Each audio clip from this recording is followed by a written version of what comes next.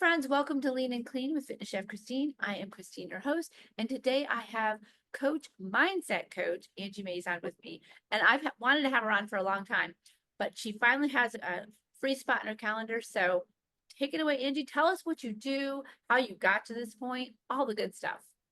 Oh, thank you. Thank you for waiting so patiently for me as well. Yeah, I am a mindset coach and I work with high achieving midlife women that are basically exhausted. Yeah, we all feel it and we just push through it. And I've burnt out and been exhausted so many times in my life. And like they say, you get the same lesson over and over again until you learn. Well, I finally learned how to get through it and stop myself doing that. So yeah, exhausted women is who I work with, and I tend to work with midlife women because that's where I am. I feel like when you get to midlife, you've had all your lessons and you're ready to heal, move on, and transform basically. Yeah, I love it. What do you consider midlife? Like 40s, 50s? And what's I your would say 35 plus, really. Yeah. Okay, I love it. And by that point, most people have had children if they're going to have them, or they're in the midst of that. And you're right, they've had all the lessons of life and they want to keep moving forward. And it's funny because you think of really successful women, high achieving women, and you think they have it all together because they're successful. But in my dealings with people, that's not always true. They need help. They need help finding some time for themselves because entrepreneurial women and women in business are go-getters. We're women that work and work, and sometimes we forget the self-care. 100%. And with the high achieving comes a perfectionist, wanting to get everything perfect, not wanting to ask for support or delegate to other people. They want to take it all on their shoulders because they want to be that strong person that it's success. They don't want to cut corners.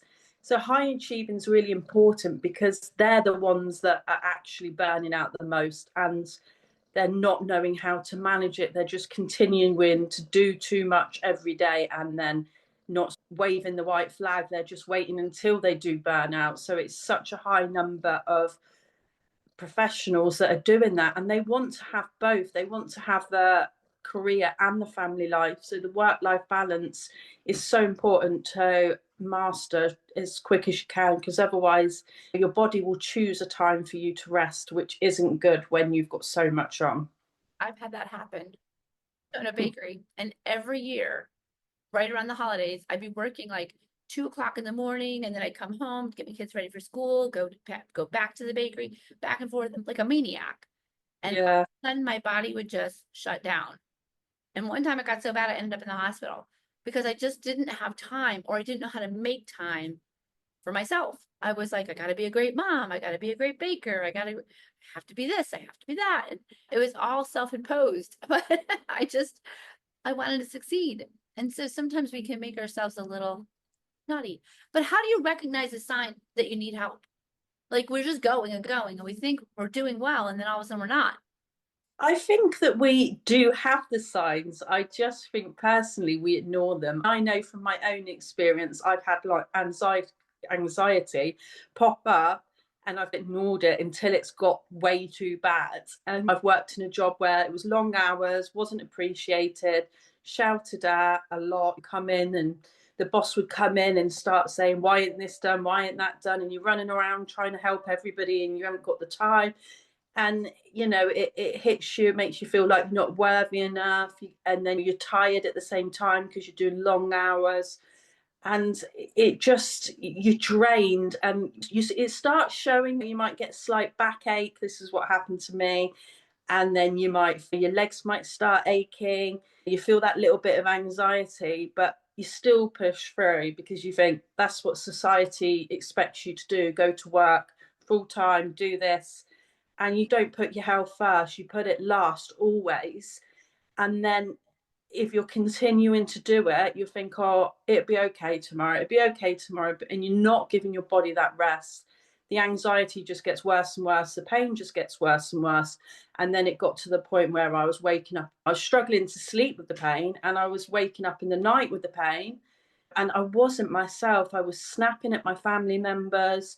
I was coming home from work and just getting into bed and crying. I didn't even have the energy to cook dinner. So I was getting takeaways.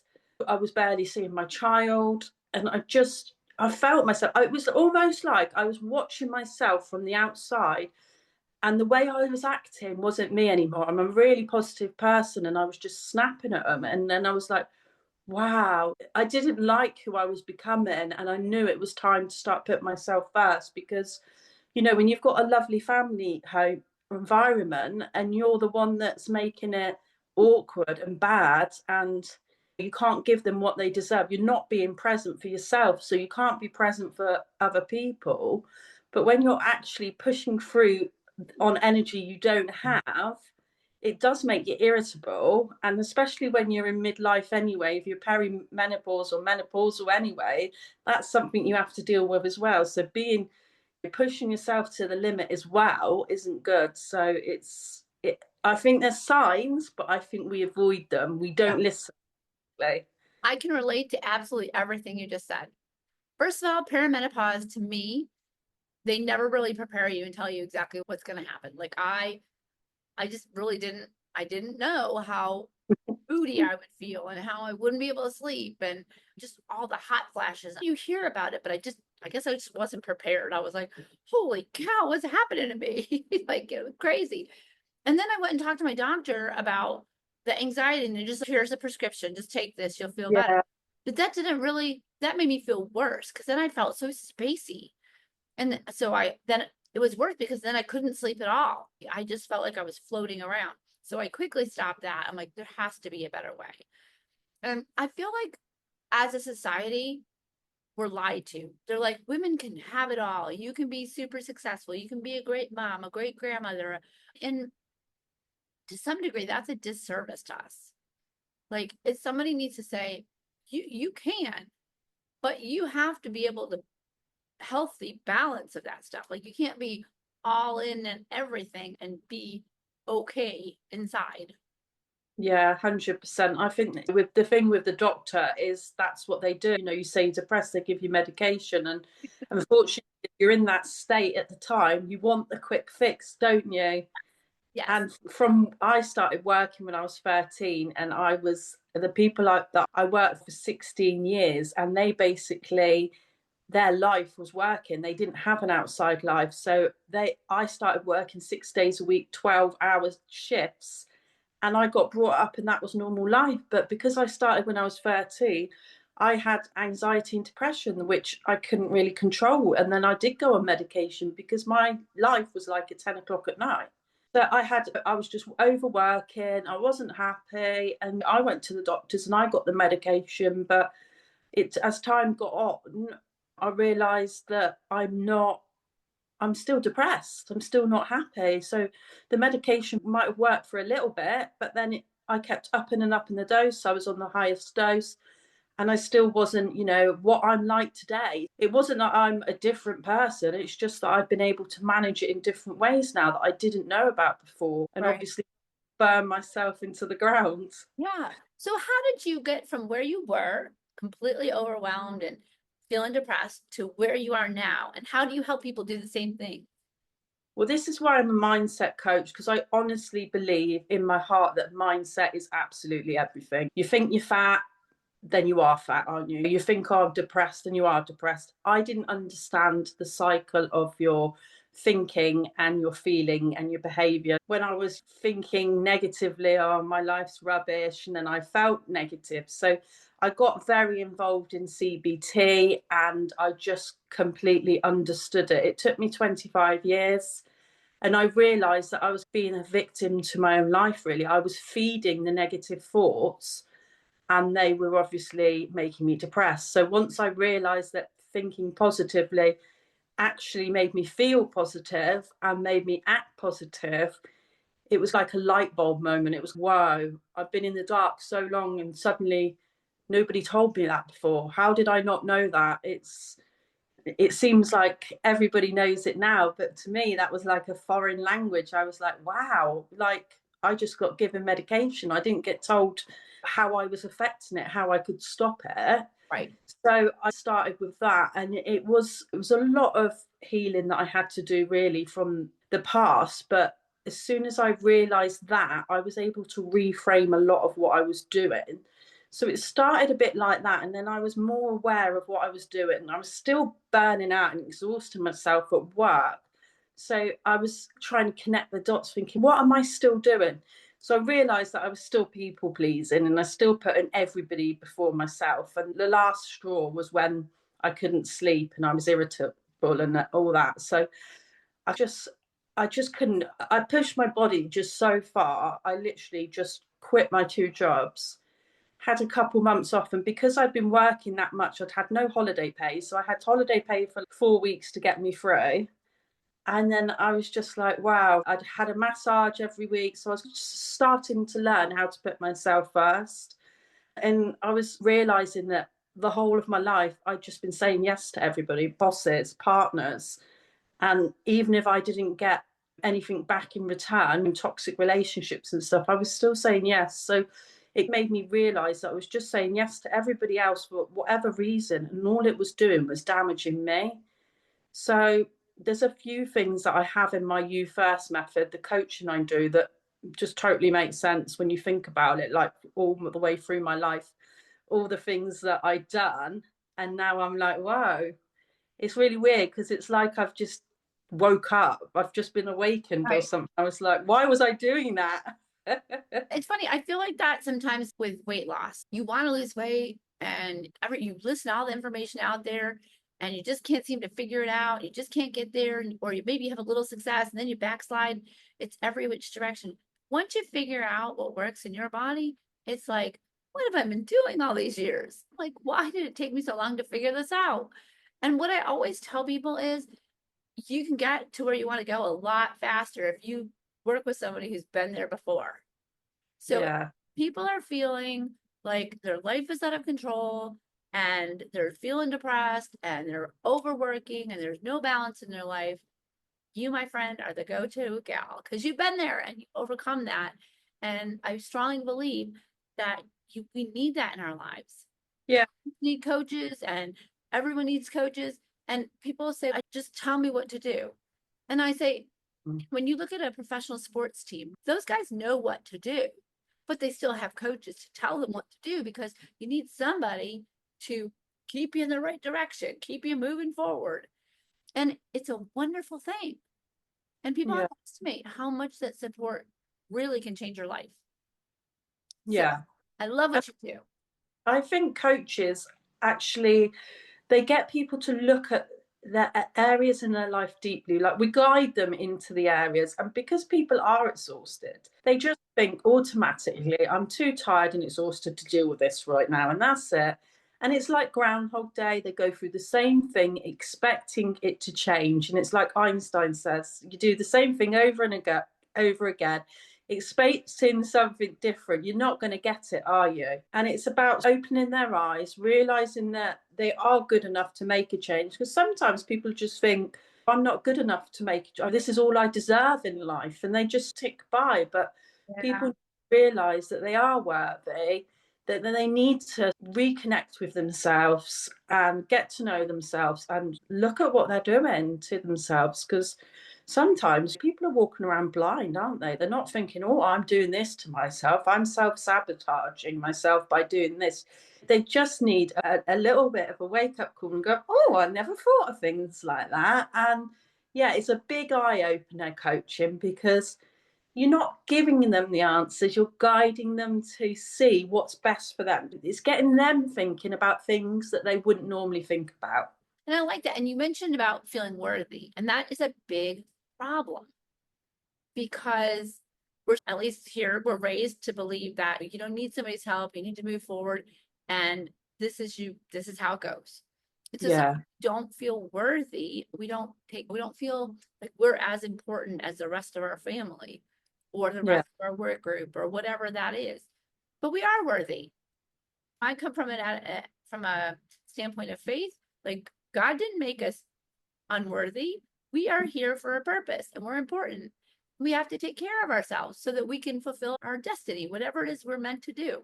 We can't do that if we're, barely able to function. So, I sorry. Yeah, go on. Oh, so I was going to say, if somebody needs your help, how can they contact you? Like, how do they get in touch with you? Yeah, so I'm on Facebook, I'm on Instagram, and as Angie May's mindset coach. I've also got a group that I've just started in Exhausted to Empowered on Facebook. So I love that's going to it. be great. I'm going to have some guest speakers once it starts growing a little bit on all things to do with exhaustion in midlife. Maybe you can come on there and be a guest Wow. speaker. I can definitely speak from experience. It's interesting when you're tired, like overtired, perimenopause was probably the worst time for sleep in my entire life. I would fall asleep fine, and then 2 hours later, I'd be wide awake, just laying there. Yeah, And I thought, there's gotta be, like, this is terrible. Now, finally, my hormones leveled out, but I had no idea why that was happening. I was like, what is going on? And once I talked to a functional doctor and he explained that my hormone levels were dropping and that was completely normal, yeah, here's how to fix it. But I was like a zombie. Like I kept gaining weight because when you're tired, all you crave are sweet things. It was like a vicious cycle. Be so tired, grab a quick food, be so tired. And I was like dragging ass every day. I was like, oh my gosh, this is terrible. So I can definitely speak from the overtired. Now I'm 57, and I'm not gonna lie, I still have some problems sleeping, but it's not nearly what it was in my 40s. Like it was so bad. it's Teaching, all what you're eating as well, and your yeah. sleep patterns, and there's so much to think about. And what are you doing in the day? Are you doing things that are draining your energy constantly, or are you doing things that lifting your energy up? And what I find with my clients is like when I talk to them about what brings them joy, I'm like, what lights you up inside? Like you feel it in every bone of your body. I don't know. When was the last time you were really happy and like excited? Oh, I can't remember.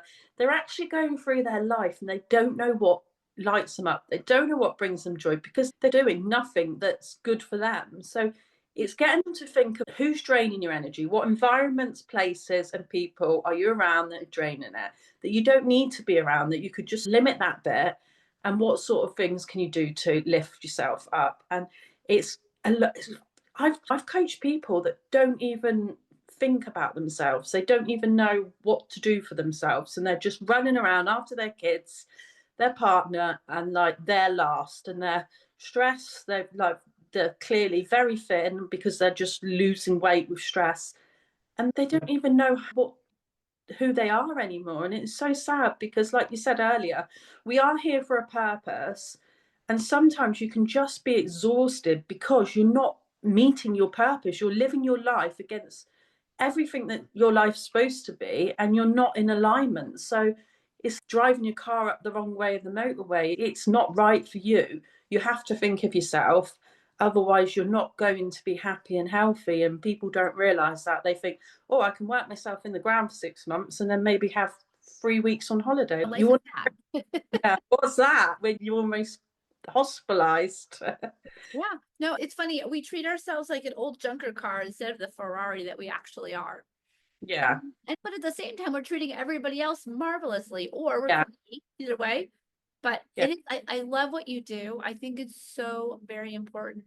And I hope people will reach out because when you're in that situation, when you're feeling like over anxious and you just can't seem to get it together and you're feeling like you have no purpose and you just keep going and going, it's hard to get off that treadmill. But I yeah, promise you, if people come to you and they get your help, they're going to feel so much better. They're going to feel so much more balanced. So in yeah. the show notes, I'm going to leave for everybody how they can contact you. I'll put your socials in there. I'll put your Facebook group in there. And I'm definitely going to join your Facebook group because, it's so easy to get off track. You're doing well. You're doing well. You're doing well. I had my friend and yoga teacher say to me yesterday, seems like you're getting overly busy again. Like, shh, shh. She goes, remember where you said, I'm like, shh. Because in the summertime, all my outdoor fitness classes start ramping up. She goes, Oh, wow. I thought you said you were only going to do one a day. I'm like, yeah, I know. Even those that pulled back and reined in themselves get a little out of control sometimes. So, I think it's just important to realize that yes, you can have busy days, but I had a little bit of a busy week. And on Saturday, like I planned a few things, nothing major, but I just woke up and I just felt absolutely exhausted, to be honest. And when you can just, my eyes didn't want to open, and I just thought, I'm not going to do this today. There's no point. And I rested in my pajamas all day, got laid around reading a book, and I did a few things on socials, but I just had such a mellow day at home, didn't leave the house, felt I rewarded myself with that, and I loved it. I absolutely loved it. Yeah. The cat was with me, sat right next to me, and I was just in my element. And I'm telling you what, I woke up on Sunday and I could have run a marathon. Yeah, you need I renewal. We do, Yeah. we need that renewal. And I call those PJs all days. So we sometimes I'll go with my grandkids and we'll just do PJ day. I love it. It's renewing the spirit too. It's not Yeah, rest. It's wow. I didn't realize I was so frantically busy that I just need that downtime. yeah, 100%. And I do. Recharge, like your phone, you've got to stop and recharge yourself. And another thing that I think is so important is work with your energy. If you wake up in the morning, you haven't got that much energy, try and put something off until a bit later. Or if you wake up in the morning, you've got loads of energy, you want to clean the house, do it then. Just try and work around your energy. Don't keep forcing things all the time. And you'll find a healthier pattern when you do that. Yeah. No, it's funny that you say that because I used to be that maniac that would clean the kitchen at night and I was so dragging. And then I thought, my energy is so much better in the morning. I could get this done in Yeah. half the time. And I gave myself permission to leave it till the next morning. And Yeah. that's a really hard thing to do because I grew up from a tiny little girl that you always clean everything before you go to bed. I thought, Yeah. what? I don't need that rule anymore. That's not serving. I'm just making myself more crazy. Completely. And once you start doing it, you can't believe that you never did it before. Like all these things, you're like, wow, like life is so much easier now. Like I didn't have any organization skills till I was in my 40s. And I just still I still am not good at that. I'm gonna be honest. I'm a clutter bug. I things are clean, but they're in piles. Like I still struggle with that. yeah, but it's all learning, isn't it? And once you're in communities that you see what other people are doing and realizing that it is normal, because this is one of the things that I think it is. If you hear people talking about being exhausted, you hear about people not so much struggling. Yeah, it is struggling. And then you feel okay because you don't want to talk to anyone about it because you feel a bit embarrassed. No, you got to find your people. You need to find Yeah. a community that, and this is what I do love about the Facebook groups. You have to find people that are also going through the same thing. Yeah. It's great to have a coach, and that's so important.